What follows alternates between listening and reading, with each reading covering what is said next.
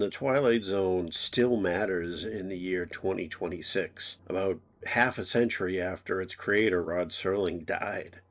The Twilight Zone debuted with one of the most atypical episodes. It was about a man who thought he was in an empty city, and at the end we find the kicker, which is he's an astronaut inside a isolation tank who's having strange visions. And after that, there was rarely an episode of The Twilight Zone that wasn't fantastic or science fictional or horrific. Rod Serling cared about real issues. He cared about racism above all. He was a hardcore liberal Democrat voter. That was in his system. He didn't feel the need to come out and say it in the stories because he was trying to tell an entertaining story. This is something that happened with Gene Roddenberry with the Star Trek series. These two men told their stories, and their politics was inside their persona, and it emerged in the telling.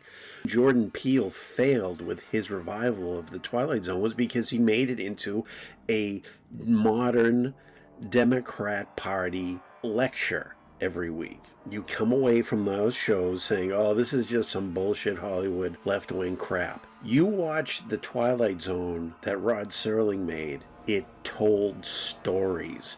You watch these shows, Perchance to Dream, Eye of the Beholder, The Monsters That Do on Maple Street. You can look at these and many other episodes and pull them apart and say, oh, this is what he's telling us on the political level. But you can just watch them as a viewer and come to them and say, you know what, he's making a point about people. He had episodes about racism, his big target. He had episodes about the Nazis. He had episodes about just people being mean to each other and being mean to your neighbors like the Monsters That Do on Maple Street.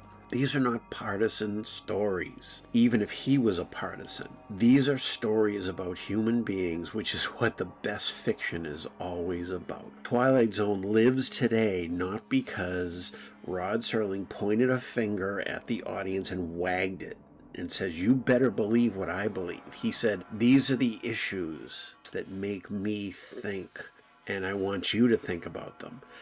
And I don't feel afraid that you might come to the quote-unquote wrong conclusions about them. Thanks for stopping by. Hope you drop by again soon. Really, no matter who you voted for.